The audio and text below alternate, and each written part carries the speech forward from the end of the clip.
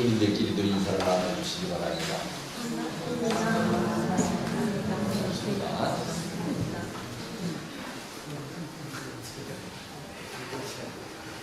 예, 오늘은 혼란스러운 시대의 정확한 이해라는 제목으로 이 시대의 국제정신을 순리적으로는 어떻게 이해해야 됩니까 하는 말씀을 좀 드려보겠습니다. 방금 훈독했었던 이 말씀은 핵심이 뭔가 하면은 여기서 바울이 너희는 이 세대를 본받지 말고 오직 마음을 새롭게 함으로 변화를 받아 하나님의 선하시고 기뻐하시고 온전하신 뜻이 무엇인지 분별하도록 하라고 하는 그 말씀이 핵심입니다. 여기서 이 말씀을 우리는 성경 말씀으로 택한 이유는 우리 식구들 가운데서도 하나님의 말씀과 이 시대에 유행하는 정신을 혼동하는 사람들이 우리 이웃 가운데 많지 않나 하는 우리 그런 견해 가운데서 나왔습니다. 말씀드린 대로 이 시대에 유행하는 세상의 이론을 정치학 용어로는 유행적 시대정신이라고 하는데요. 선리적 견해와 유행적 시대정신을 착각하는 사람들이 있지 않을까 하는 우려가 많습니다. 장로님 말씀 가운데 평화의 주인, 혈통의 주인이라는 조그마한 책자가 있었죠, 그죠? 8대 경전 가운데 그 책을 8대 경전 가운데 하나라고 하실 때에 그게 왜 중요한가 하는 생각을 했었는데, 물론 다른 것도 중요하지만 그 책을, 그 책자를 읽다 보니까 이런 제목이 나오더라고요. 지금까지 뿌리가 뽑혀가지고 공중에 붕 떠 있던 소련과 중국이 다시 공산주의로 돌아가려고 합니다 라는 대목이 있더라고요. 슬쩍 지나가는 거 자신 말씀이에요. 근데 2009년에 제셋이 하신 말씀이 지금 현실화되고 있죠, 그죠? 왜 그 책 한 권 가운데도 꼭 그 시대에 하시고 싶은 말씀은 이렇게 슬쩍 지나가는 말씀이 많습니다. 미국 독립 233주년 기념일에 이스트 가든에서 하셨던 말씀입니다. 그리고 또 훈독했었던 말씀입니다만 이 말씀이 있죠. 이 말씀은 앞의 말씀, 즉 평화의 주인, 혈통의 주인의 말씀 이후 3년 뒤인 2012년 3월 17일, 그러니까 성화식이 불과 얼마 전에 주신 말씀인데요. 여러분, 작금의 세계 정세를 냉철하게 분석해 보십시오. 공산주의의 탈을 벗었다고는 하지만 지금도 핵무기와 강한 군사력을 과시하고 있는 태평양권의 호전적인 강대국들은 호시탐탐 작은 도서국들을 넘보고 있습니다. 어느 국가를 막론하고 작은 도서국으로서는 단독으로 이 강대국들의 정치, 경제, 군사적 공세를 당해낼 수 없을 것입니다. 마음만 먹으면 하루에라도 무혈 점령을 감행할 수 있는 힘을 갖고 있는 그들입니다.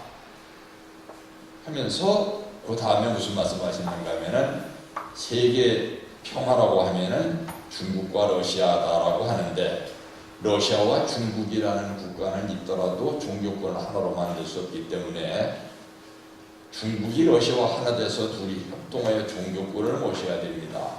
고르바초프한테 이런 것을 얘기해서 하나님만 모셔드리면 통일천하의 왕국은 모스크바가 될 것이다 라고 하십니다. 이 중간 말씀은 무슨 말씀이 있는가 하면은 러시아와 중국이 이 도서국가들을 무혈점령하려고 하고 있다 하는 말씀이 나와 있어요.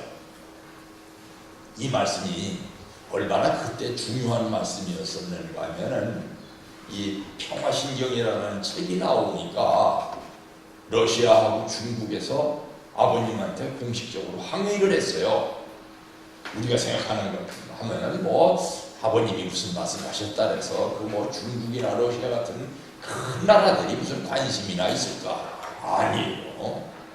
아버님 한 말씀 하시니까 중국하고 러시아가 깜짝 놀래가지고 총재님 이거 빼주십시오. 그런데 이거 안 뺀다. 뺄 수 없다. 그랬더니 중국하고 러시아가 뭐라 그러냐면은 그러면은 러시아에서 우리 러시아에 나와 있는 통일부의 선교사를 추방해도 좋습니까? 그랬습니다. 그러니까 아버님 그래 추방을 한다고 할지라도 이 말씀을 변할 수 없다. 중국에서도 이 중국에 나와 있는 선교사를 추방해도 좋습니까? 추방한다 할지라도 이 말씀은 뺄 수가 없다. 그래서 중국과 러시아에서 선교사가 추방됐습니다. 러시아에서는 석준호 회장님이 추방됐고 중국에서는 황역주 선교사님이 추방됐어요. 그런데도 아버님이 이 말씀을 안 뺐어요. 오히려 환태평양 선지시대의 사관 2라는 것을 더 첨가를 하셔가지고 이걸 강조를 하셨습니다. 그만큼이나 공산주의가 또 일어날 위험이 있다는 것을 아버님께서는 천천히 통탄을 하시면서 우려를 하시다가 성화하신 것입니다. 이런 내용들을 왜 오늘 말씀을 드리는가 하면은 이 시대를 섭리적으로 어떻게 이해해야 되는가 하는 것을 말씀드리기 위한 것입니다. 오늘 참 다행히 비관에 대해서 좀 나아질 것으로 생각이 됩니다만 사상 최악의 미세먼지라고 해가지고 참 미세먼지가 대단했었죠, 그죠? 근데 솔직히 말해서 사상 최악은 아니에요. 우리나라에서 걸핏하면 사상 최악이라 했는데 제가 신문사에서 일하고 있을 때인데 그때 김대중 대통령 시대인데 밤에 야근을 마치고서 집으로 들어가다 보니까 세상에 그때는 미세먼지라고 안 하고 황사라 그랬었죠, 그죠? 이게 얼마나 지독한지 차에 문을 못 열고 운전을 할 정도로다가 지독했었습니다. 이걸 왜 보여드리는가 하면 꼭 이 시대를 보는 것 같아요, 그죠? 미국은 제정신을 차리고 있는지 도대체 이 세계 정세가 어디로 가는지 통탄스럽게 할 수 없는 이런 시대에 우리가 살고 있습니다. 며칠 전에는 우리 이은상 장로님처럼 기도하시는 수도 북한하고 미국이 회담을 했는데 회담이 결렬된 뒤에 헤어지는 사람들이 활짝 웃으면서 헤어져가지고서 이게 도대체 무슨 뜻인가 사람들을 얼분절하게 만들었습니다. 그래 좋은 일인가 했더니 지금 또 무슨 또 미사일을 발사할 조짐이 있다는 어쩐다는 정도로 시끄럽게 하고 있고 그것도 끝내고 돌아가면서 미국 대통령은 문재인 대통령한테 전화를 걸어가지고 북한하고 미국 간에 잘 좀 중재 좀 해주시오 이러고 갔습니다. 꼭 정치학 용어로다 보면은 무슨 냄새 피우는가 하면 공을 한국으로 넘긴 것 같은 그런 느낌을 주고 있습니다. 사실 요즘에 와서 자꾸 언론이 북한 하니까 북한이 대단한 나라인 것처럼 우리 국민들 가운데서 인식하는 사람들이 많은데 북한이 대단해서가 아니라 중국 때문입니다. 옛말에 그런 말이 있죠. 장수를 잡으려고 하면은 뭐부터 잡으라고요? 말을 쏘라 그랬습니다. 장수가 타고 있는 말을. 미국이 보기에는 북한이 중국이라는 장수가 타고 있는 말이기 때문에 중국 잡으려고 하면은 북한을 잡아야 된다 해서 북한을 중요시하는 거지 미국 입장에서가 북한을 잡아도 되는 거 아니에요. 세계에서 큰 무기 개발했다고 요즘에 와서 큰 소리 치는데 미국 입장에서 보면 그거 50년 전에 개발한 거 아닙니까? 그죠?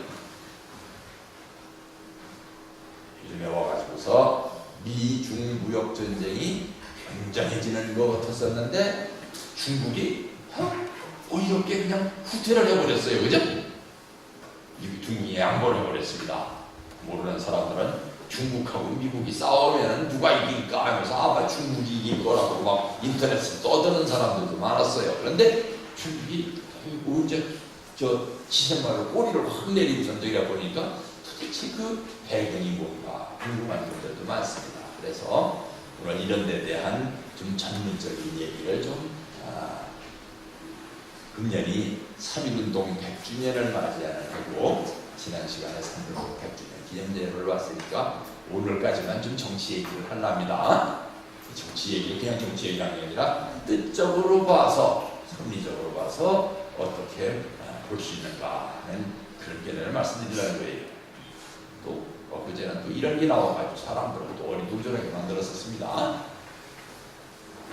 자, 이때 우리 축복 중심 가정들은 어떻게 살아야 되는가? 일찍이 참모님께서는 3대 주체사상이라는 것을 가르쳐 주셨습니다. 참 부모가 되고 참 스승이 되고 참 주인이 되는 것이 3대 주체사상이다 이렇게 하셨는데, 사실 우리 여기 계시는 분들 참식구들 일부 아직 축복 안 받으신 분들도 계시지만 대부분 축복 가정이고 부모님들이신데, 부모가 돼가지고 부모 노릇 잘 하려는 분들은 많습니다. 그죠? 또 가정의 가장이 되어가지고 주인 노릇 잘 하려고 하는 분들은 많아요. 근데 그 부모들이 가정에서 스승 노릇 잘해야 된다 하는 생각 가지고 있는 분들이 별로 없습니다. 스승은 학교에 있지. 근데 아버지는 아니라는 거예요. 진짜 스승은 누가 되어야 되느냐? 가정에서 부모가 진짜 스승이 되어야 된다 이겁니다. 그 부모가 진짜 스승이 되기 위해서는 참 쉽지를 않죠. 그죠? 아는 것도 요즘에 많이 알아야 되고 행동에서도 모범이 되어야 되고 참 어려운 일이 많습니다.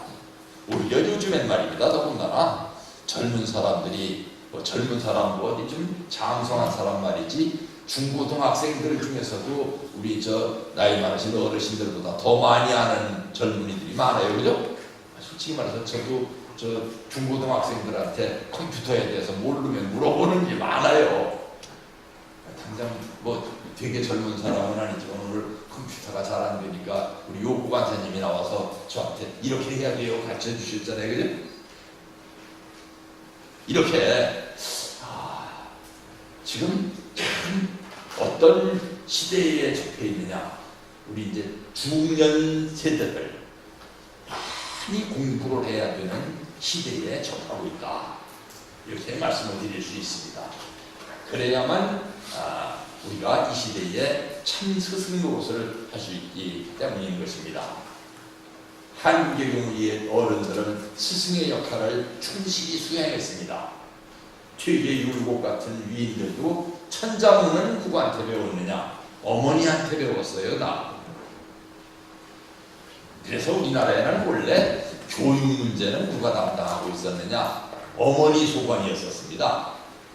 요즘에 와가지고서 좀 그런 역할이 소홀해지고 있는 데서 우리나라의 여러 가지 젊은 세대의 질서가 무너지고 있는 원인이 되고 있지 않나 이렇게 생각하는 것입니다. 왜 이런 얘기를 참 예배 단상했을 때마다 하는가 하면은 우리 참 어머니 아버지들이 이 시대에는 공부를 참 많이 해야 이 시대를 무사히 넘어갈 수 있다 하는 말씀을 드리기 위해서예요. 오늘 말씀드리는 내용은 그동안 제가 이렇게 다니면서 축복식 하러 다닐 적에 자주 했었던 말씀인데, 혁명의 이론이라고 하는 정치 이론을 좀 말씀을 드리려고 해요. 제임스 데이비스라고 하는 학자가 내놓은 이론인데, 혁명의 이론은 어떤 이론인가 하면은 이렇게 보면은 이게 영어에 무슨 자 같아요? J자죠, 그죠? J자인데 이 제2입에서 혁명의 이론이라고 얘기하지만 제2이론이라고 합니다. 제2이론, 제2 숫자 일자가 아니고 제2이론이다 하는데 제2이론의 골자는 뭔가 하면은 혁명이 못 먹고 못 살 때에는 안 일어나는데요.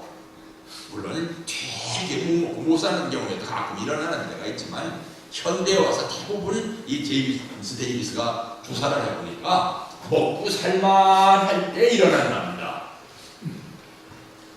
우리나라를 한번 예를 들어 봐보세요.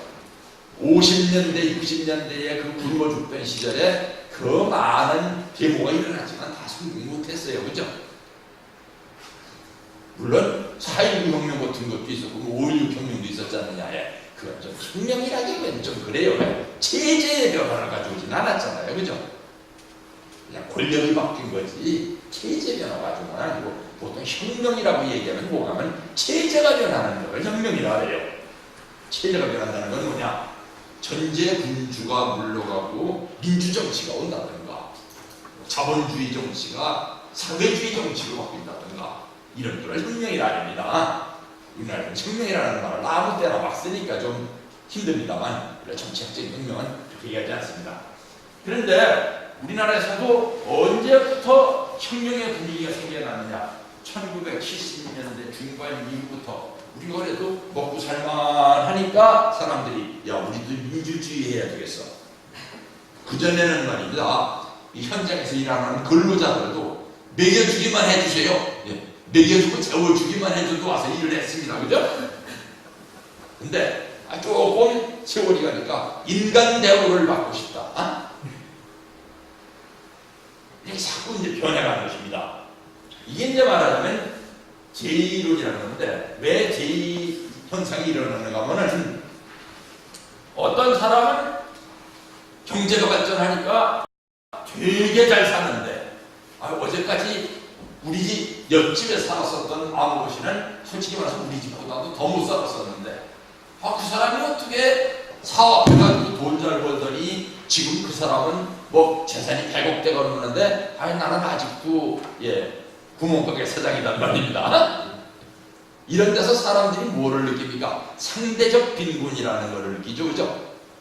그러면은 사실 옛날에 비하면은 구멍가게 사장님도 자가용을 굴리고 있고 먹고 살만해졌어요. 옛날에 뭐 힘도 잘 난 겁니다. 그런데 다른 사람들이 더 잘 사는 것을 보고서 사촌이 땅을 사면 배가 아프다고 나도 그만큼 살고 싶다 그러는 데서 혁명의 의지가 생긴다는 말입니다. 어떤 사람은 이렇게 사는데 나는 왜 못 사느냐에 따라서 세상 뒤집어보자 하는 생각을 하게 된다 이거예요. 그래서 제2이론이라 합니다. 왜 이 제2이론을 얘기하는가 하면은 북한을 이해해야 하는데 이 제2이론이 필요하다 이거예요. 지금 북한이 미국과 대화를 시도하는 이유가 옛날에는 통미봉남이라 해가지고 북한이 남한을 제쳐놓고서 미국하고 대화를 해서 남조선을 적화하려고 북한이 미국하고 대화하려고 하는구나 이렇게 생각했었는데 요즘도 그런 요소도 조금 있지만 옛날하고 변한 것이 있습니다. 뭐냐? 김일성, 김정일 시대와 김정은 시대는 다르다는 거예요. 왜? 김일성은 어떤 사람입니까? 하여튼 만주골판에서 빨치산 활동을 했었던 사람인데 좋게 말하면 독립운동을 했었던 사람입니다. 그죠? 김정일은 어떤 사람이냐? 어쨌든 거짓말이지만 백두 밀령에서 태어났다 그러면서 자기가 독립운동가의 후손이라고 막 설치고 다니면서 핵무기를 개발을 해가지고서 강성대국을 만들겠다고 설쳤던 사람입니다. 처음에 북한이 핵무기를 개발했다고 막 선전을 하고 평양시내에다가 막 현수막을 걸어놓고 그러니까 국민들이 환호를 했었어요. 야, 우리도 핵보유국이 됐구나. 그런데 핵보유국이 되면 뭐합니까? 국민들은 제일 중요한 게 뭐예요? 등 따시고 배부른 거죠. 그죠? 그런데 핵보유국이 됐다는데 등 따시고 배부른 일은 아무것도 없단 말입니다. 하필이면 요런 때 김정일이 죽고 김정은이 집권자가 됐단 말입니다. 그러니 자기가 북한에서 최고의 권력을 구사를 하려면은 이 등 따시고 배부른 문제를 해결을 해줘야 되는데 여기에 대책이 없다는 말입니다. 그래서 북한이 2016년에 5개년 경제계획이라는 걸 우리는 이 5개년 경제계획을 하도 많이 했었기 때문에 이제 5개년 계획이 없어졌습니다. 그죠? 5개년 계획 또 한다 그러면 아마 대통령 미친놈이랄 거예요. 근데 북한은 이제 5개년 계획을 한 거예요. 근데 2016년에 3.9% 경제 성장을 가져왔어요. 야, 세상이죠. 3.9%가 됐다라는 북한 입장에서. 근데 2016년에 3.9% 성장을 했었는데 2017년에는 마이너스 3.5% 성장을 했습니다. 그러니까 3.9 올라갔다가 3.5 마이너스 했으니까 옛날하고 똑같아진 거예요. 그냥. 그러니까 어떻게 되겠어요? 국민들 생각에. 이걸 느끼겠죠, 그죠? 아니 이렇게 되는 줄 알았더니 또 이렇게 됐어? 이렇게 됐단 말입니다. 이렇게 되면 어떻게 해요? 사람들이 자꾸 불만이 많아지죠, 그죠? 아니 경제개발 5개년 계획한다라더니 저 아버지 저 할아버지 하던 거하고 똑같은 짓을 했네. 이러니까 북한 내에서 자꾸 어떻게 되냐? 불평불만이 많아진단 말입니다. 지금 김정은이 보통 몸다는 게 아니에요. 그래서 국리를 해봤어요. 했는데 아무리 중국이 뒤에서 뒷받침을 해주더라도 미국이 허락을 안 해주면은 북한 경제는 발전할 수 없구나. 이거를 북한이 깨달은 거예요. 그래서 미국한테 가서 지금 협상을 하려는데 문제가 뭔가 하면은 미국에서는 마당 밀어 공당 밀어입니다. 또 누구든지 그렇죠, 그죠? 상대방이 약점을 보이는 것 같으면은 참 사람들은 야속합니다. 약점을 보이면은 그 약점을 좀 이렇게 너그럽게 이렇게 쓰다듬어줘야 되는데 더 밀고 들어옵니다, 그죠? 핵만 포기하고 미사일만 포기하라 하더니 이번에 뭐까지 포기하라 했느냐? 생화학 무기도 포기하라 했어요. 그러니까 거기서 아이고 못하겠다 하고 나왔지만 그래도 헤어지면서 인상 쓰고 헤어졌다간 다음에 만날 수가 없으니까 활짝 웃고 헤어졌습니다. 지금 북한 입장이 어떤 입장인가 하면은 이 사진을 보면은 이 사진은 어떤 사진인가 하면은 김정일이 살아있을 때 러시아 대사관을 찾아간 사진이에요. 그러니까 평양에 있는 러시아 대사관을 찾아갔다는 겁니다. 요거는 중국 대사관을 찾아간 사진입니다. 그럼 그게 뭐요?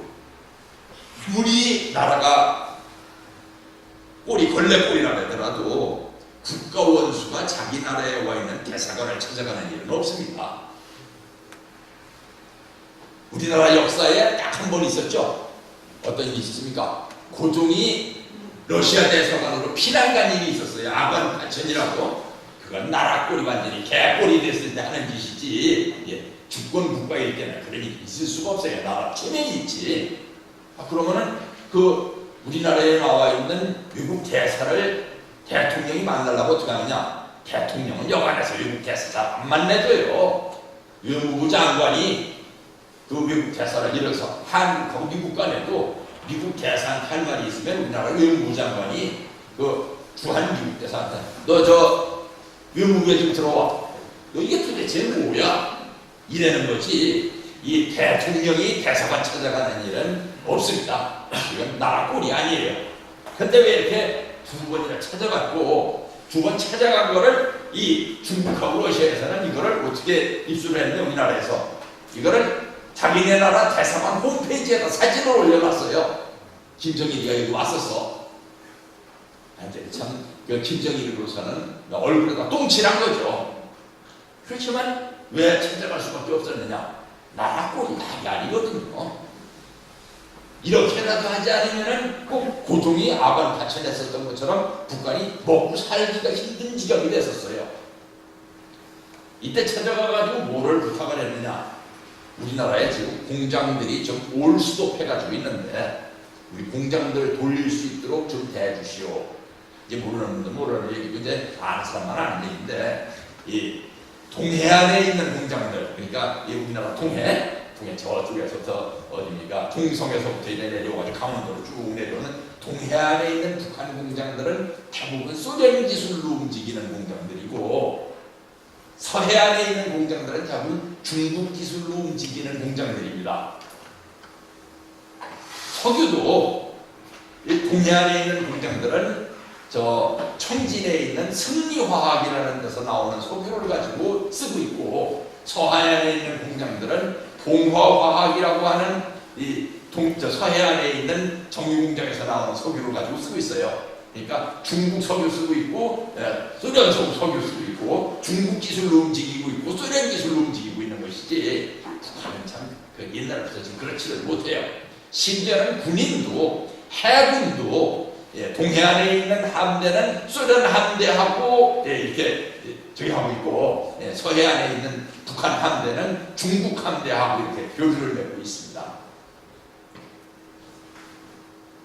그러면은 요즘에 와서는 어떠냐? 이건 김정은이 중국 대사관을 찾아간 사진이에요.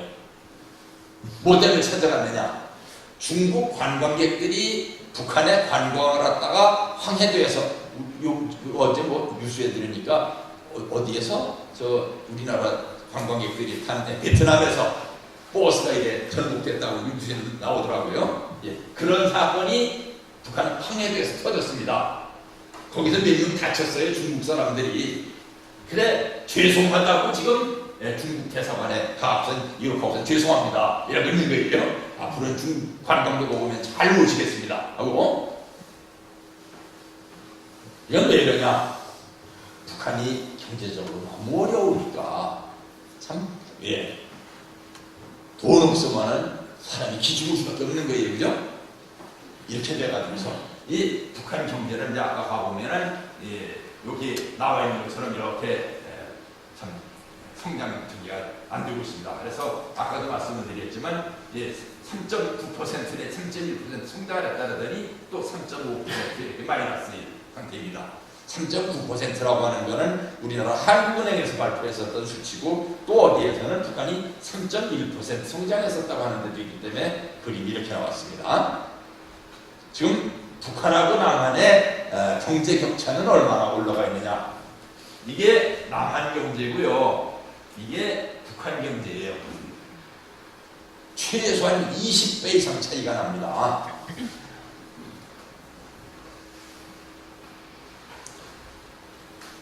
그냥 상식적인 얘기입니다만 1975년까지는 남한이 북한보다 못 살았었어요.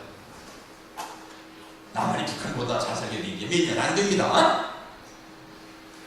1976년에 제가 1976년에 군대에서 제대해 나왔는데, 그러니까 제가 군대 생활할 때까지도 북한이 남한보다 잘 살았었던 겁니다.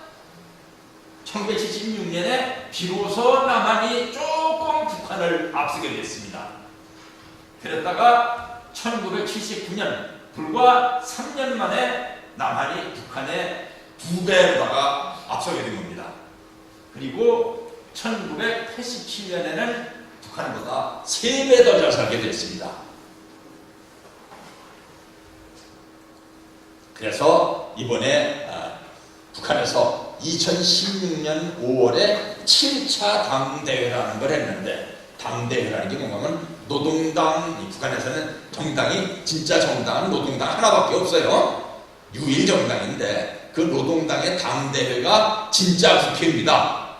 최고인민회의라는 건 국회가 아니에요. 그냥 모여가지고선 으쌰으쌰 손 한 번 들었다 내리는 거지 아무 의미도 없습니다. 결의도 없고 뭐도 없고. 어디에서 다 결정되느냐? 이 노동당 당대회에서 결정이 되는데, 북한 진짜 헌법, 겉에 나와 있는 헌법은 가짜 헌법이고, 진짜 헌법은 노동당의 당규약이 진짜 헌법인데, 그 진짜 헌법인 당규약에 보면은 노동당 당대회를 5년마다 한 번씩 하게 돼 있습니다. 그런데 언제 하고서 노동당 대회를 못했느냐? 1980년에 하고서 36년 동안 노동당 대회를 못하다가 2016년에 김정은이 집권한 다음에 7차 당대회를 하면서 여기서 뭔 얘기를 했느냐? 그동안 경제정책에 다 실패했었다는 것을 고백을 하고 이제부터 5개년 계획을 해가지고서 이제부터는 잘 살도록 하겠다고 선포를 했는데 그게 지금 안 되고 있는 거예요. 그래서 이 7차 당대에서 한 일이라고 하는 것이 나머지는 점점 더 독재를 강화하는 것밖에 없고 경제강국을 건설한다면서 경제개발 5개년 계획을 선포했는데 그게 안 되니까 이제 문제가 생겼단 말입니다. 그래서 북한이 2018년에 어떤 저기를 했느냐, 이 경제가 이제 발전한다고 했는데 지금 또 이렇게 되려니까 북한에서도 생각을 해보기에 야 이거는 이제부터 문제가 생겼구나. 북한에도 지금 이제 뭐가 생겼는가 하면은 빈부격차라는 것이 생기기 시작했어요. 전에는 다 같이 못 살았었지. 평양이라는 데는 원래 그런 데고 다른 지역에서는 원래 다 같이 못 살았었지 빈부격차라는 게 없었는데 요즘에 이제 빈부격차라는 게 생겨나기 시작했습니다. 그러니까 자꾸 이제 혁명의 기운이 생겨난다는 말입니다. 그러니까 김정은이 불안한 것이죠. 그래서 북한이 지금 목표를 달성하는 방법은 두 가지밖에 없는데 북한 경제를 지금보다 발전시키는 방법이 있고 두 번째 방법이 있다면 남한 경제를 깎아내리는 방법이 있습니다. 무슨 말씀인지 이해하실 수 있겠죠? 옆집 사람하고 우리 집 사람이 같이 사는데 옆집 사람하고 우리 집 사람하고 기분 나쁜 경우 가면은 옆집에서는 날마다 고기 반찬을 해가지고 밥을 먹는데 우리 집에서는 3일에 죽 한 그릇 먹기도 힘들다 하면은 그 불평불만을 없애려면은 옆집도 우리 집처럼 죽이나 한 그릇 먹게 만드는 방법밖에 없죠, 그죠? 아니면 내가 열심히 일을 해가지고 우리 집에서도 고기 반찬을 만들어 먹던지 그럴라니까 요즘에 우리 사회에서 자꾸 무슨 일이 일어나느냐 남한 경제를 깎아내리려고 하는 현상들이 많이 일어납니다. 북한도 옛날 같지는 않습니다. 북한에도 요즘에는요 이제 집을 팔고 사고 해요. 옛날에는 나라나 공장에서 집을 지어가지고 배급을 줬었는데 집을 요즘엔 팔고 사고 합니다. 평양에는 얼마짜리 집이 생겨났느냐? 평양에는 우리 돈으로 치면은 한 2억 원짜리 고급 주택이 지어지고 있습니다.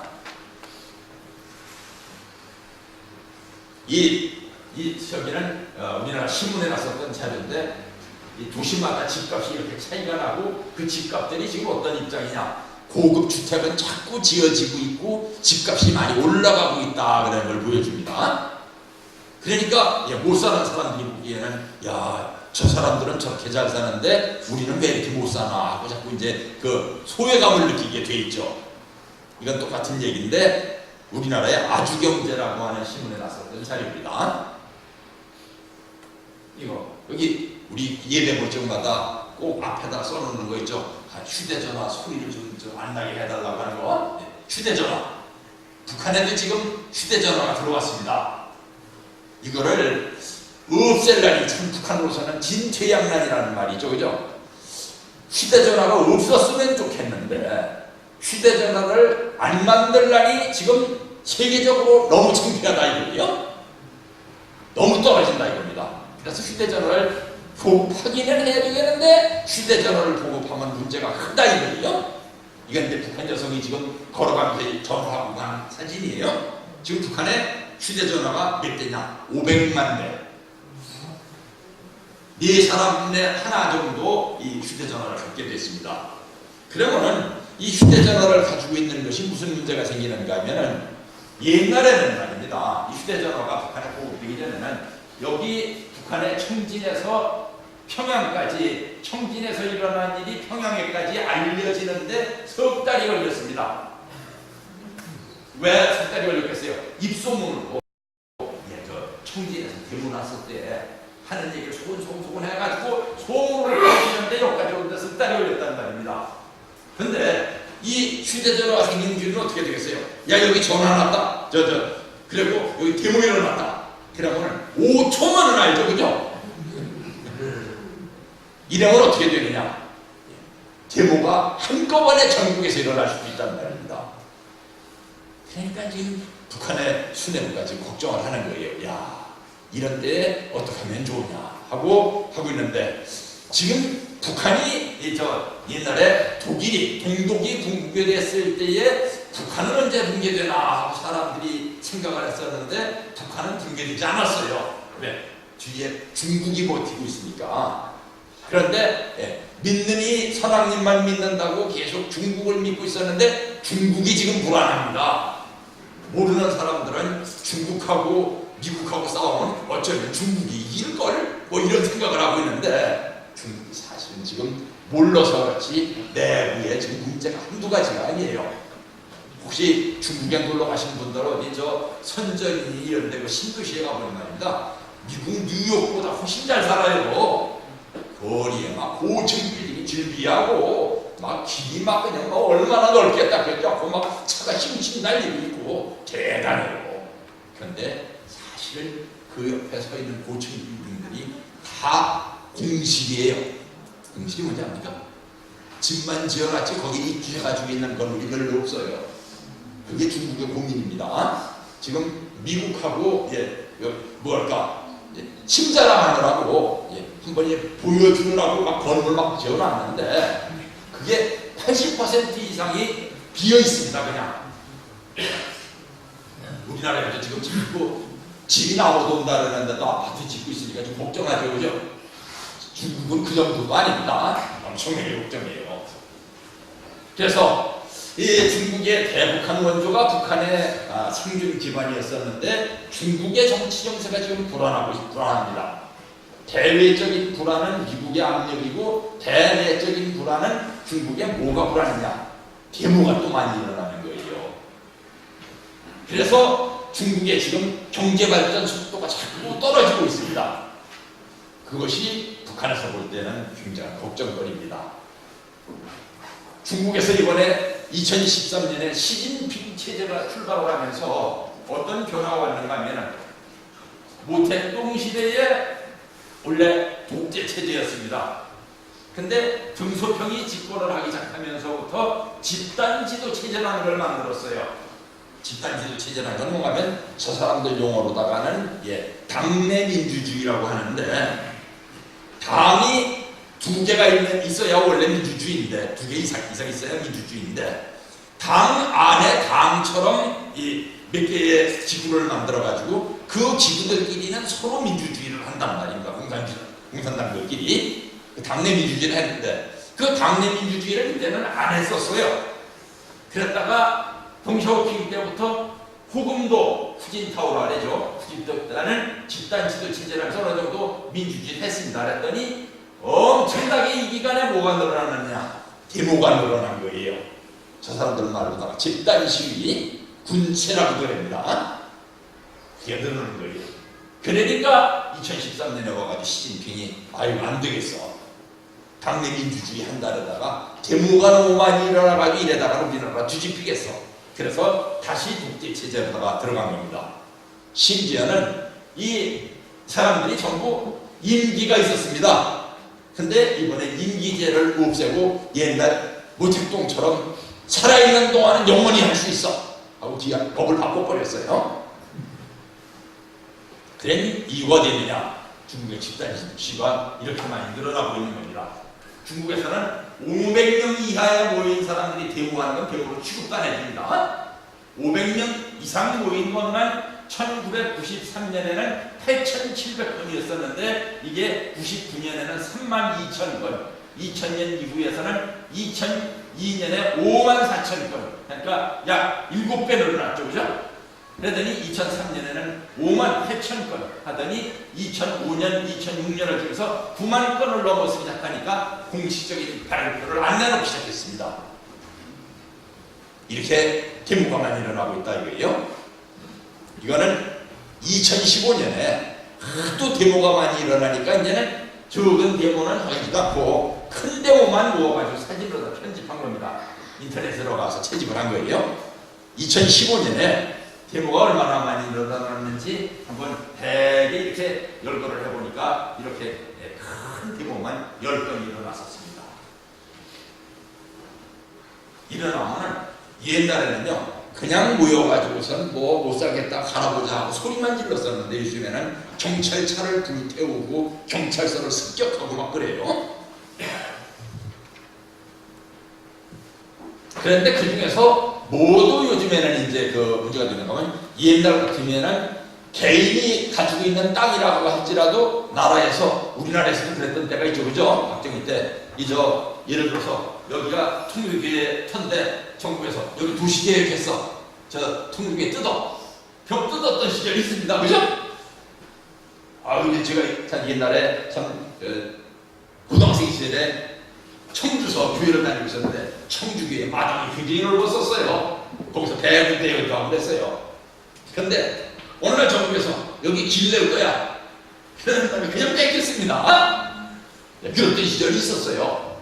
근데 중국에서는 그게 원래 옛날부터 그랬었던 건데 옛날 무슨 뭐 청나라 당나라 시대가 아니라 모택동 이후에 계속 그랬었던 건데 이거는 이제 중국 정부에서 등수평 이후로다가는 이거는 땅은 나라 땅이지만 너한테 맡긴 거야. 맡겨줬어. 50년 빌려줬어. 뭐 100년 빌려줬어. 빌려준 거래. 빌려줬는데 이거는 이제 중국 사람들이 자기 땅이라고 생각하기 산 거예요. 그걸 갖다가 정부에서 일이 있으니까 이 땅 내놔 하면 옛날에는 군소리 없이 내놨었는데 요즘에는 못 내놓겠어 하고 데모가 일어나는 거예요. 그리고 환경 문제.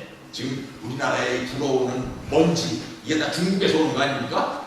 그러면은 중국 사람들은 이렇게 먼지가 나는데도 꾹 참고 그냥 마스크 쓰고 알고 이거 참느냐? 중국에서도 데모가 굉장해요. 왜? 아니 우리도 못 살겠는데 그 본고장에서는 어떻게 했어요? 죽이지겠죠. 환경 문제 데모가 엄청 많이 일어나고 있습니다. 심지어는 뭐 때문에 데모가 일어나느냐? 돈을 은행에 맡겨놨는데 은행이 막 줄다가 도산을 해요 막. 그러니까 그런 것 때문에 내가 맡긴 돈이 다 어디 갔어? 하고 막 그냥 데모를 하는데 얼마 정도 그 손해가 나느냐? 그 은행이 망하는 바람에 2015년에 7조 1,500억 원이 은행이 도산하는 바람에 손해가 났습니다. 그러니까 이게 이제 그 당시에는 안 알려지는데 이게 이제 중국에 뭐가 또 심각한가 하면 관료들의 부패가 심각해요. 그러다 보니까 이 공무원들이 무슨 짓을 하느냐 이게 원래 당내 문건이라 해가지고서 자기네들만 보는 바깥에 발표를 안 하는 비밀인데 이걸 바깥에 팔아먹는 거예요. 특히 어디다 팔아먹느냐 일본 신문 산수가 팔아먹는 겁니다. 그러면 일본 신문에서 이거를 이제 몰래 사다가 이런 당내 문건을 우리가 단독 입수했다 그래서 특종 보도를 하고 그래요. 이것 때문에 데모가 일어나고 그러는데 이러다 보니까 이제 중국에서도 슬슬 언론들이 옛날 언론하고 달라서 정부를 비판하는 언론들이 생겨나기 시작했습니다. 그래서 중국의 서울인 베이징에 가면 신장고라고 하는데 우리는 발음을 하면 신경고인데 새 서울신문이라는 뜻이죠. 2012년 11월에 제18차 당대회를 앞두고서 뭘 했느냐 설문조사라는 것을 실시를 했는데 설문조사를 하면서 중국 인민들한테 물었어요. 우리 중국에서 제일 심각한 게 뭐라고 생각합니까? 그랬더니 대답을 했는데 빈부격차가 제일 심각하다고 대답한 사람들이 81%였습니다. 혹시 최현식 목사님 전에그 그때 가셨었죠? 어디죠? 중국 갈 때 가셨었나요? 안 가셨어요? 네. 그 중국에 갔더니 시안에 갔더니 시안에 니커천이라고 하는 이 홍콩의 세계적인 갑부가 있는데 거기 당나라 서울에 있었던 그 장학장이 여기다가 집을 짓는데 20억짜리 집을 짓고 있더라고요. 거리에다가. 근데 그 집을 중국 사람들과 함께 사는 사람이 있대요. 근데 못 사는 사람들은 어느 정도 못 사느냐? 한 달 수입이 중국 돈으로 300위안밖에 안 되는 사람들이 지금 위에요. 그 300위안밖에 안 되는 사람들이 뭘 하고 먹고 사느냐? 혹시 중국 가보면은 관광지에서 왜 이렇게 미약을 펴놓고서 뭐 파는 사람들이 있죠, 그죠? 할머니들 나와있고 파는 사람들. 그 사람들은 한 달 수입이 300위안에 400위안밖에 안 됩니다. 그런데 그 옆에 화산이라는 산이 높은 산이 하나 있는데 그 산 한 번 올라가는데 얼마냐? 300위안이에요. 그러니까 한 달 열심히 일을 해가지고 공원 한 번 들어갔다 올 돈밖에 못 받는 사람들이 제일 귀한 거예요. 그러니까 못 사는 사람하고 잘 사는 사람하고 빈부격차가 심각하고 공무원들이 부패를 해가지고 중국에 가보면은 반만년 내려오는 부정부패라는 게 엄청나요. 이 부정부패 문제, 그리고 환경오염 문제, 그 다음에 의료개혁을 해야겠다. 중국에 가보면은 아직도 그 의료체제가 되는 거는 인민의료체제이기 때문에 돈을 안 받고도 치료해주는 병원들이 있습니다. 근데 가보면은 참 거기 약은 먹으나 마나의 약이 많아요. 1900시간을 받으나 마나의 치료가 많아요. 그러니까 좀 의료체계를 개선을 해가지고서 제대로 우리가 병을 치료받을 수 있도록 해달라. 도시 주택 가격을 좀 안정시켜다오. 공권력 남용을 좀 막아다오. 이런 것들이 그때 여론조사에 나왔었습니다. 중국의 빈부격차는 아까도 말씀드렸듯이 엄청납니다. 시간이 없으니까 이 나중에 우리 교회 카페에 다 올려놓을 테니까 그때 한번 보시기 바랍니다. 이렇게 일어나는 데모가 어떤 데모가 일어났느냐? 2018년 작년에 이데모는 누가 일으킨 데모가 하면은 예비군들이 일으킨 데모예요. 아시다시피 중국에는 군인이 숫자가 굉장히 많죠, 그죠? 인해전술이라는 전술을 쓰려고 군의 군인 숫자를 굉장히 늘려놨었는데 요즘에 와서 이제 중국도 사람 숫자 많은 거 가지고는 아무 소용이 없구나. 군대를 첨단 군대로 만들어야 되겠구나 해가지고서 과학군으로 만들고 있는데 과학군으로 만들려니까 군인이 많이 필요도 없거니와 그 많은 군인을 다 과학군으로 만들려면 돈이 너무 많이 들어간단 말입니다. 그래서 이제 자꾸 군인을 줄입니다. 그래가지고 1차적으로 30만 명을 줄였어요.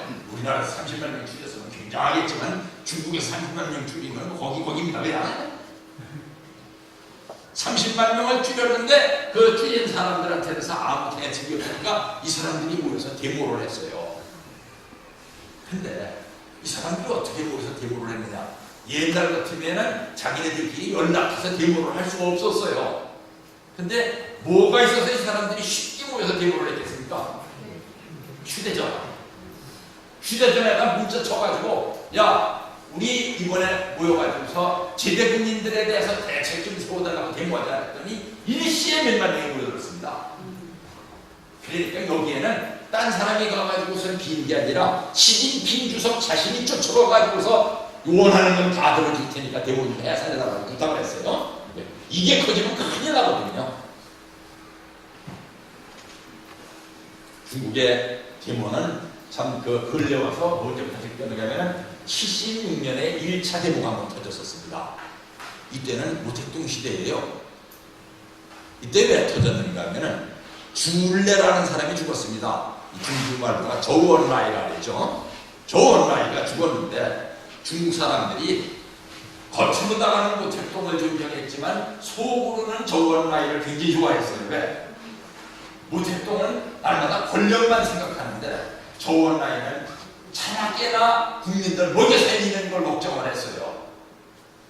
그러니까 주울레가 죽었다니까 국민들이 굉장히 슬퍼하고 있는데 중국 당에서 뭐라고 지휘를 내렸느냐? 저우언라이 화장해 그랬습니다. 원래 중국에서는 모든 사람들이 다 화장하게 되어 있습니다. 법적으로. 그런데 중국 인민들은 주울레 장례식만큼은 화장을 안 하고 제대로 매장을 해가지고 거기 가서 자주 좀 성묘도 하고 입었어요. 그런데 주울레 화장해 해가지고서 화장을 하려니까 거기에 반대하는 사람들이 30만 명이 이 천안문 광장에 모인 겁니다. 그래서 중국 근대사 역사에 보면은 이때 1차 혁명이 일어났었다고 합니다. 그런데도 주울레로 화장을 했어요. 왜? 저 사람 정말 묘지 만들어 놨다가 큰일 나겠다. 저기 사람들이 올려두면 어떡하느냐. 그랬었습니다. 이거는 2차 천년 사태. 아마 아시는 분들이 많을 거예요. 이 후야오팡이라고 하는 총석이가 죽었는데 자오지양이라고 하는 총석이가 있을 때에 국민 경제를 위해서 애를 쓰다가 하도 진짜 빨갱이들이 그냥 아주 난리를 치는 바람에 자오지양이 퇴진을 하고 후야오팡이 총석이 됐는데 이 사람은 시달리다 못해서 죽었어요. 경제를 좀 살리려는데 이 막 위에 있는 그 보수적인 공산주의자들이 그 시장경제 세제 받아들이면 안 된다고 난리를 치는 바람에 호요방이 죽었다니까 호요방 장례식을 치르려고 30만 명이 모였는데 이 사람들은 어떻게 했느냐? 중국이 땡글을 동원해가지고 자 데모 해산해라 그랬습니다. 데모 해산 안 한다니까 그냥 몰려 들어갔어요. 그러니까 어떤 젊은이가 탱크 앞에 가가지고 막아섰었죠, 그죠?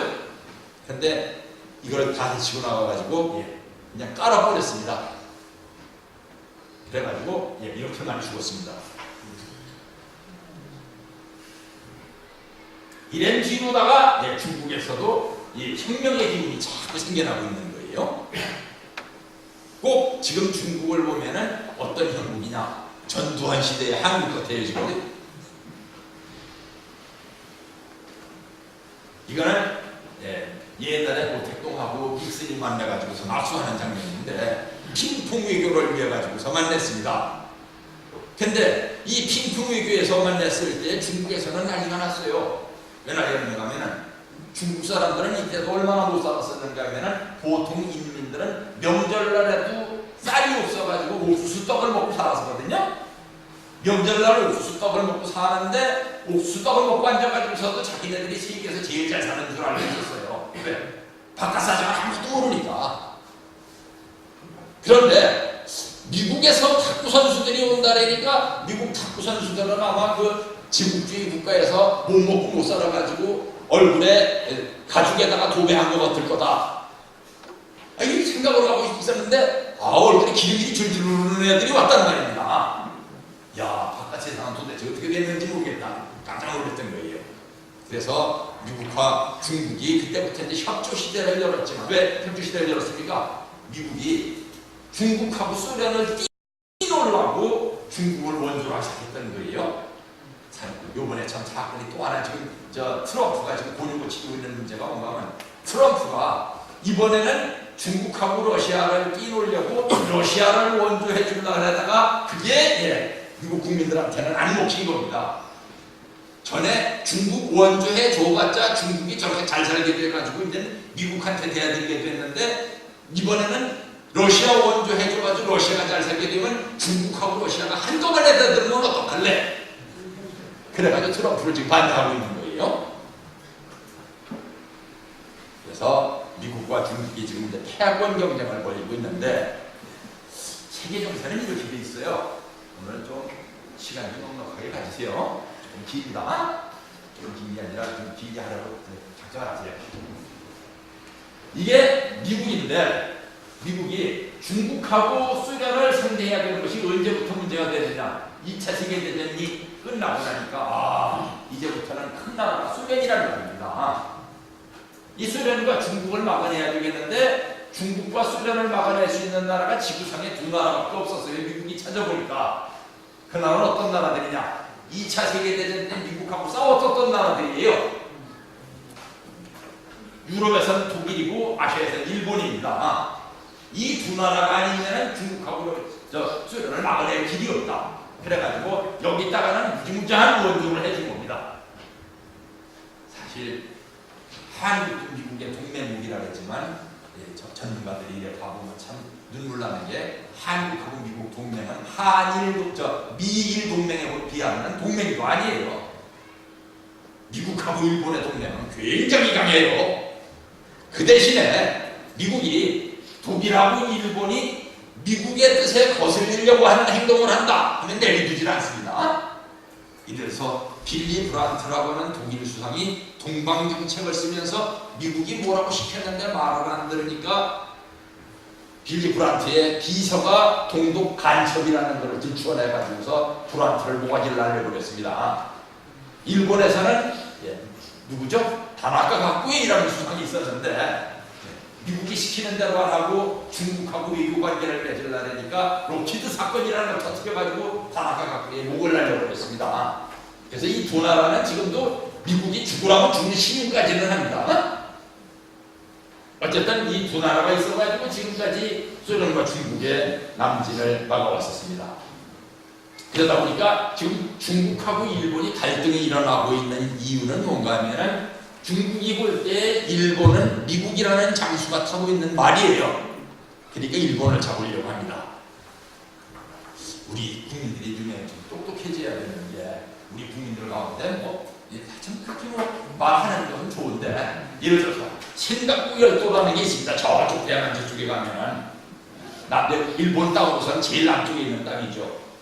그 생각구 열도가 원래 중국 건데 왜 일본 놈들이 찾아 완주하고서 막 가고 있는데, 그거를 중국이 차지하는 날이면 사실은 큰일 나요. 왜 큰일 납니까? 거기에 중국이 해군 기지를 만들어 놓으면은 우리나라는 중동에 있는 석유를 가져오는 길이 막히는 거예요. 북한이 전쟁을 일으켰는데 석유가 들어올 수 있는 길이 막히면 어떻게 되겠어요? 우리나라는 끝나는 거예요. 근데 이해상관도 없는 일에 이해도 모르고 우리나라 사람들이 함부로 얘기를 하는 사람들이 많습니다.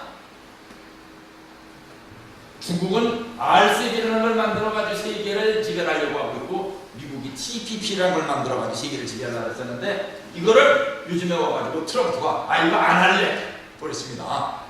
그 대신에 누구든지 중국이 하는 R7에 가서 가입하려는 나라는 가만 안 내려두겠어. 그러니까 지금 막 세계가 미국에 대해서 막 원성이 터지고 난리가 났습니다. 이게 중국의 세계 전략이에요. 옛날 실크로드에다가 뭐를 하느냐, 철길을 깔고 있습니다. 이 철길을 까는 이유는 뭐냐, 여기에 있는 석유를 가져오기 위해서예요.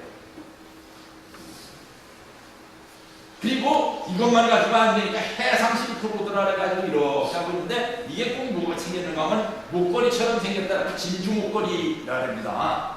그래서 육상과 해상에 중국의 길을 터가지고서 중국이 앞으로 세계를 지배하겠다고 하는 겁니다. 한 가지 이제 얘기를 하고 넘어갔는데, 지금 85년도에 중국에 있던 황엽주 선교사가 이제 한국에 들어왔길래, 고향 선교를 해서 점심같이 먹으면서, 형님 요즘에 중국이 시장경제 체제를 받아들이고 있다면서요. 원래 중국이 좀 잘 살아야 되는데 그랬더니, 그 선교가 내 눈을 쉽게 쳐다보더니, 그 소갈머리 없는 소리 좀 하지 마. 형님 중국 선교사가 그렇게 얘기하면 돼요. 그랬더니, 중국이 잘 살면 뭐가 좋은데? 근데 중국이 시장경제를 받아들이면 북한도 시장경제들을 받아들일 거 아니에요. 그랬더니 긴 안목으로 얘기를 좀 이렇게, 중국 인구의 30%만 지금 한국이 살고 있는 것 정도로 살면은 지구상의 저원이동이나, 그러니까 그때 그게 실감이 안 갔어요. 그런데 나중에 정말 석유 가격이 얼마나 올라갔습니까? 왜? 중국의 자동차는 늘어나니까. 중국 정부에서 세계 각국의 산유국을 돌아다니면서 석유 가격 알만 올려도 내가 사줄게.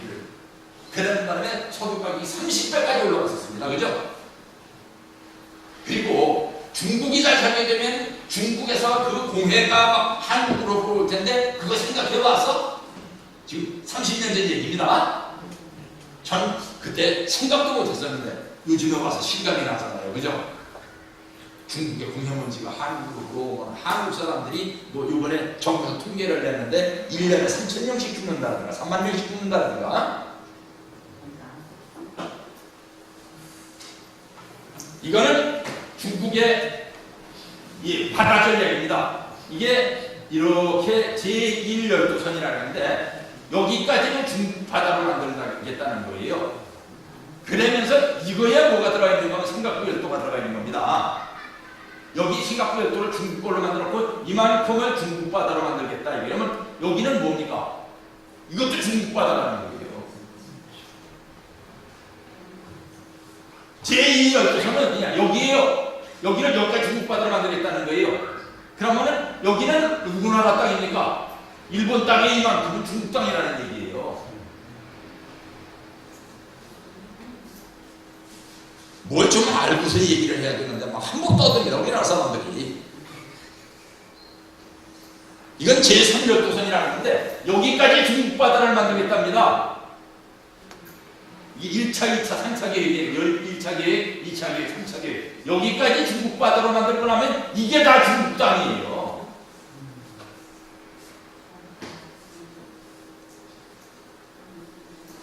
그래서 미국이 중국을 포위하려고 하는 포위 전략을 이렇게 짜고 있습니다. 미국이 옳다, 중국이 옳다 하는 게 아니에요. 지금 우리나라는 이 틈바구니에서 어떻게 살아야 될까? 고래 싸움이 터지면은 새우 등에 기스가 납니까? 터집니까?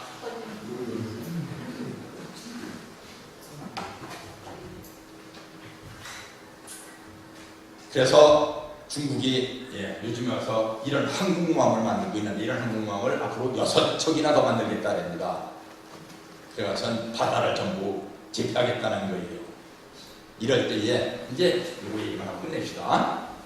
외교라는 것을 이제 우리가 생각해야 되는데 외교에는 반드시 양면 외교라는 게 있습니다. 하버드 대학교의 로버트 퍼트남이라고 하는 교수가 이런 거 다 알고 있는 얘기인데 지가 만들어낸 얘기라고 하는 거예요. 여러분 우리 식구들도 말입니다. 예를 들어서 우리 이재현 목사님이 옆에 집하고 만나가지고서 무슨 얘기를 좀 한다 합시다. 옆에 집에 들어가서 우리 주차장이 있는데 우리 주차장에 차 좀 내지 말아줘. 내 차 자꾸 뒤집어 가지 마. 이런 얘기 좀 한다 합시다. 그러면은 옆집 사람은 그래 안 될게요. 한번 맙니까? 좀 같이 씁시다. 그럴 거 아니에요, 그죠? 그게 똑같아요. 미국은 지금 북한한테 너들 핵실험 좀 하지 마라. 그랬더니 핵실험 안 하면 지금 북한은 아무것도 없습니다, 그죠?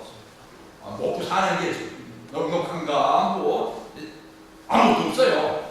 그런데도 핵실험 한다 그러니까 국민들이 뭐랄까 홀리는 거예요. 우리 핵보유국이 되는구나.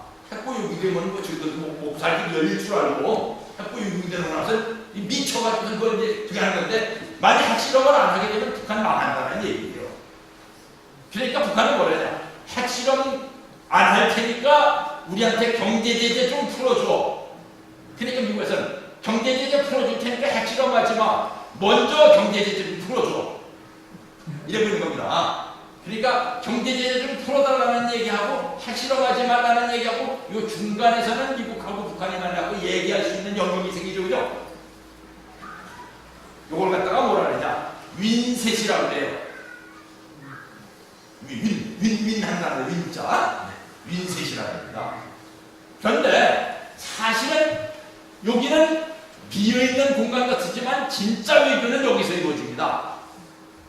네, 비밀 외교를 하는 거예요. 그러니까 지금 이제 왜 둘이 서로 회담이 결렬됐는데도 웃고 헤어졌는가 하면 미국이 지금 당장 합의해 주지 말고 천천히 합의해 줘 하고 김정은한테 요청을 한 거예요. 왜 그러냐? 내가 쫓고 있으면 대통령 선거가 다가오는데 그때 미국하고 북한이 회담이 표결됐다고 그래야지 내 표가 올라가거든. 참 사람들 생각하는 게 올인해 봤습니다. 그러니까 북한에서는 그 얘기 맞아. 나도 5개년 계획이 끝날 때쯤에 경제가 확 좋아져야지 내가 5년 후에 당대회를 할 수 있거든. 그러니까 당대회가 끝날 때쯤에 모든 것이 잘 풀릴 수 있도록 우리 거기까지는 맞춥시다. 그래가지고 이번에 만나가지고선 뒷구멍으로다가는 뭔가 보따리를 주고받았습니다. 근데 겉으로 보기에는 회담이 완전히 결렬된 것 같이 하면서 남한의 문재인 대통령한테는 전화를 걸어가지고 남한하고 북한하고 우리들끼리 함부로 왔다 갔다 하지 마. 재미없어. 하고 전화하고 간 거예요. 이렇게 되는 일을 신문에 나오는 것만 믿고 뭐 방송에 나오는 것만 믿고 보면은 세상이 어떻게 되돌아가는지 혼란스럽습니다. 그러면은 선리적으로는 이걸 어떻게 봐야 되느냐? 지금 이것만 보여드리고 가야겠네. 이걸 보여드려야겠네. 그래서 중국이 미국하고 지금 뒷거래를 하고 있는데 무슨 뒷거래를 하고 있는가 하면은 평안북도하고 자강도하고 양강도하고 함경남도는 북한이 붕괴될 때 중국한테 띄준다고 약속을 해달라고 중국이 지금 얘기하고 있어요. 이걸 중국 따로 만들겠다는 거예요. 요거는 함경북도는 러시아한테 띄주고 강원도는 미국 걸로 만들고 남한은 황해남북도하고 경기도 북도 그리고 요 평양의 일부 요 평안남도 여기까지만 남한 땅으로 인정을 해주겠다.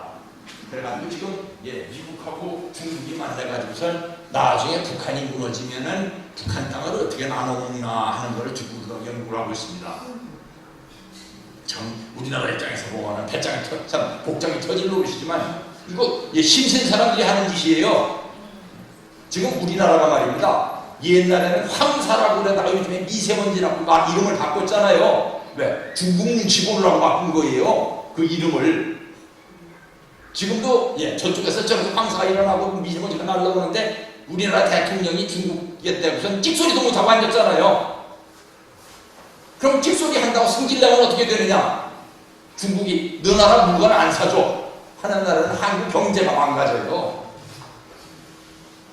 그러니까 참 이 큰 나라가 뭐를 할 적에는 이거를 미리 다 알고 가가지고서 우리의 최대의 이익을 챙길 수 있도록 노력을 해야지 성질만 낸다고 될 일도 아니고 문 닫고 앉아서 소리 지른다고 될 일도 아닙니다. 그러니까 한국이 앞으로 사는 길은 뭐밖에 없느냐? 한국 국민들이 똑똑해지는 것밖에는 살 길이 없어요. 원래 그렇잖아요. 한국 국민들이 똑똑해갖고 지금까지 먹고 사는 거지 무슨 힘이 있었습니까? 솔직히 해서 이게 텔레비전에 나왔었어요, 이 얘기가. 근데 이걸 아는 사람이 없더라고요. 왜? 미치는 거야. 결국 지나가고요, 그냥. 그러면 우리는 어떻게 세상을 봐야 되겠습니까? 제가 말입니다. 이런 데서 관심이 많아가지고 1969년도 10월 달에 제 고등학교 3학년이었었는데 그때 참부모님이 고등학교 3학년들은 전부 수탱리다가 불러고 하고서 말씀하실 때 앞자리에 앉아 있었어요. 그러니까 아버님이 내가 앞으로 3일 동안 너들한테 얘기해 줄 텐데 뭐 질문 있으면 해봐. 그러시길래 국제정세에 대해서 말씀을 해주세요. 그랬더니 이래 쳐다보더니 지금 봐도 고등학교 3학년 애들이죠, 보죠? 그럼 뭐 네가 국제정세에 대해서 뭐 하려고 할래? 이러신 거예요. 저도 궁금합니다. 왜 궁금해? 그러시길래 아버님이 앞으로 세계를 참 치유하시려면 국제정세에 대한 안목이 있으신 거 아닙니까? 그랬더니 3일 내내 그 말씀을 해주시는데 저 성십사회 동기들이 뒤돌아보면 다 졸고 앉았는데 저만 듣고 앉았었어요. 제가 하나도 없는 얘기니까 제가 지금 재밌게 얘기하고 싶고 있는데 좋은 분들은 없네요. 그때 말씀을 해주셨는데 이건 다 알고 있는 얘기입니다. 북한하고 중국하고 러시아 삼국을 북방삼각이라 그러고 한국, 일본, 미국을 남방삼각이라 그랬는데 이거를 아버님이 뭐라고 해석을 하시는가 하면은 북한하고 중국하고 러시아는 사탄편이고 한국하고 일본하고 미국은 하늘편인데 하늘편에 아담이 한국이고 하늘편에 해와가 일본이고 하늘편에 미국이 천사장이 미국이라는 거예요. 그러면 사탄편에 아담, 해와 천사장은 누구냐? 북한이 아담이고 중국은 해와고 러시아는 천사장이라는 겁니다. 왜 이런 얘기를 들려드린다 했습니까? 이런 얘기를 잘 들어주셨다고 자녀들한테 해주셔야 된다는 얘기예요.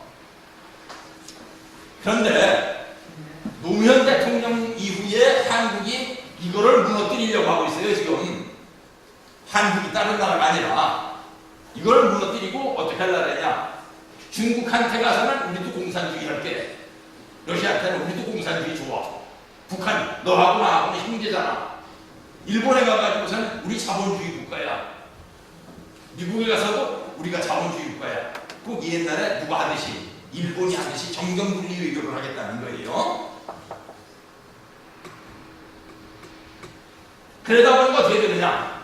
미국이 보기에는 지금 북한하고 남한이 한 짝꿍이 돼가지고 하늘편 아담과 사탄편 아담이 하늘편 아담이 사탄편 아담 쪽으로 넘어가가지고 이걸 끓이려는 게 아니라 이쪽으로 넘어가가지고 이렇게 친하게 지내려고 하고 있고 이 셋이는 지금 굉장히 친해졌는데 여기는 지금 줄이 과거에 있던 실선이 점선이 되고 있다 이거예요.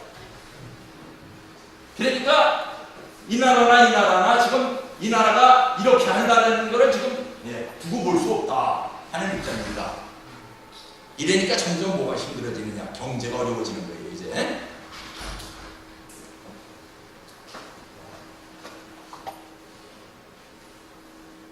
그래서 참모님께서는 일찍부터 이때는 말입니다. 1965년인데 우리나라가 세계에서 제일 못 살 때입니다.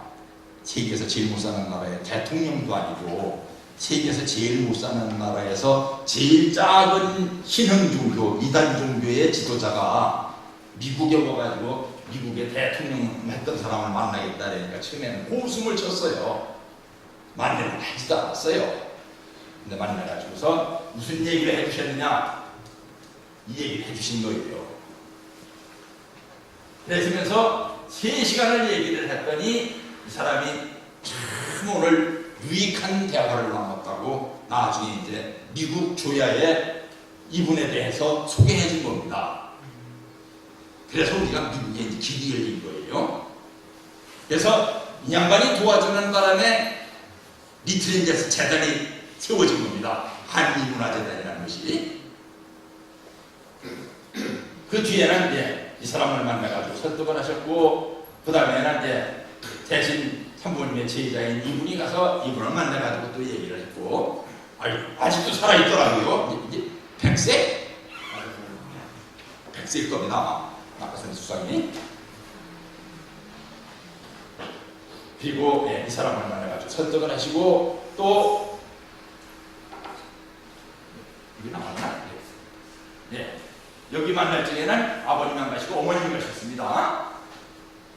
이 사람 누군지 모르시죠? 등소평의 아들이에요. 이때 막 90력자입니다.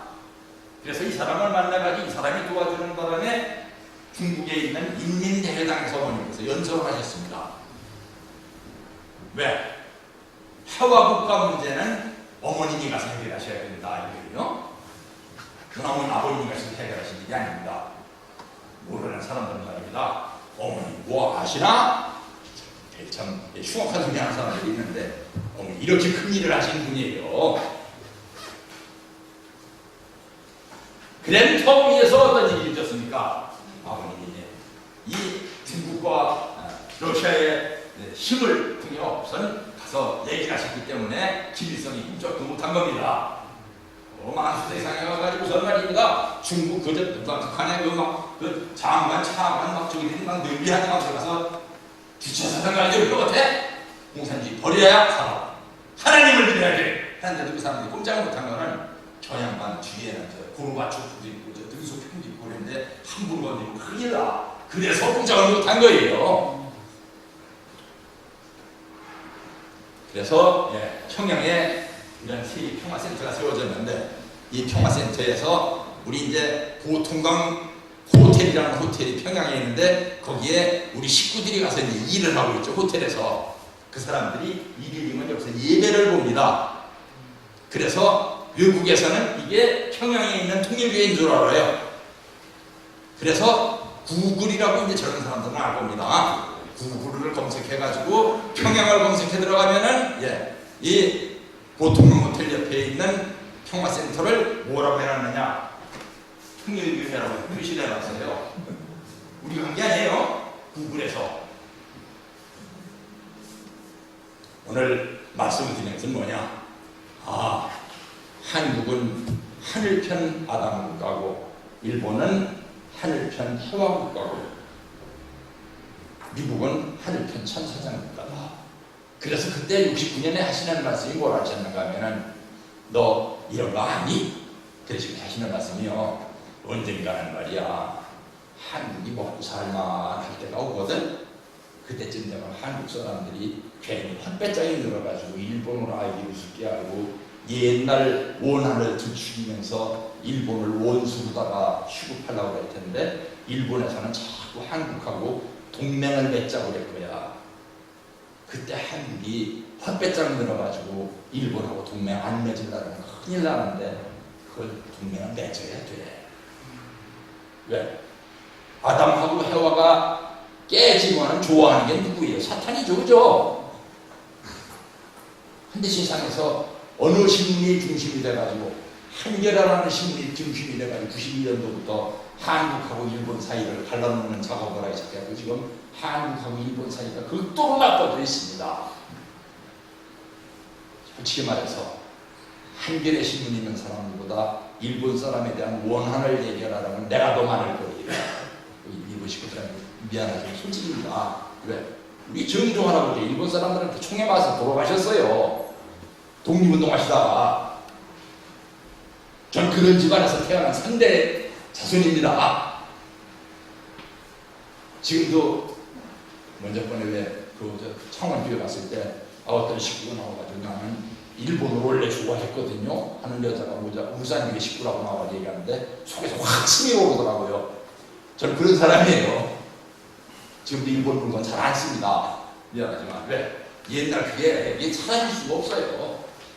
그렇지만 통일에 들어와가지고 섭리라는 것을 알고 어떤 것이 나라의 이익인 것을 알고 있는 한 사람은 학자로서 목사님 학자니까 예 문제 한번 구해드리겠지만 제가 그래도 우리나라에서 알아주는 학자입니다. 예, 저 차원 회장할 때까지만 하더라도 우리나라 정부에서 당신은 대한민국 정부의 국가인이 됩니다. 혹시 책을 쓰셨거나 논문을 쓰셨거나 하면 보고를 해주세요 하는 우편물이 예, 창원교회로 왔었어요. 우리 사모님은 알아요. 이제 하도 논문도 안 쓰고 학교 활동을 안 하니까 이제 저기지.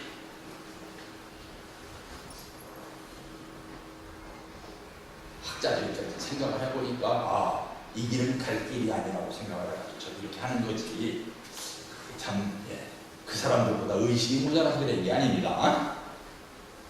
그래서 우리 식구들 이 혼란스러운 시대에 어떤 올바른 이해를 가지고서 이 시대를 헤쳐나가야 될 것이냐. 왜 축복 중심 가정이라고 합니까? 이 시대에 의식의 중심이 되어야 된다고 축복 중심 가정이라고 하는 거예요.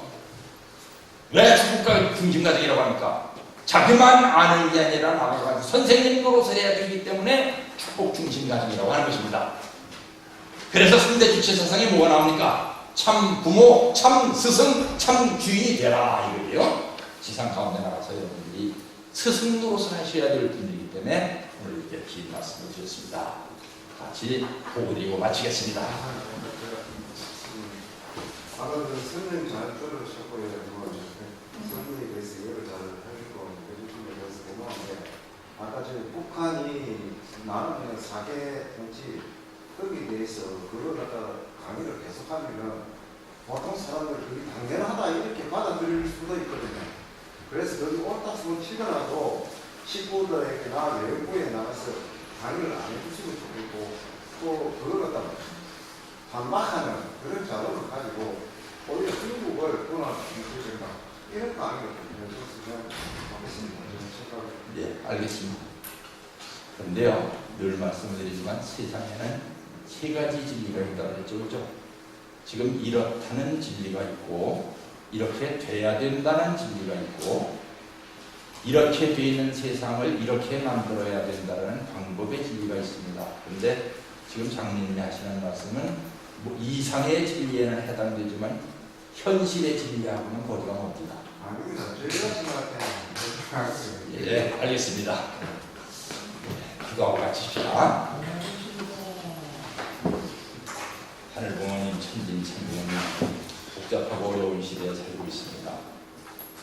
이 시대에 어떻게 올바른 판단을 하고 세상을 계도해 나가야 할지 아버지의 지혜를 주옵시고 아버지에 대한 믿음으로 용기를 낼 수 있도록 인도하여 주셔서 그 지혜가 갑속에 들어가 있는 칼이 아닌 쓸모있는 지혜가 될 수 있도록 인도하여 주시기를 간절히 비구하면서 모든 말씀을 축복 중심 가정이 예수님 이름으로 보여드려 싸움나이다.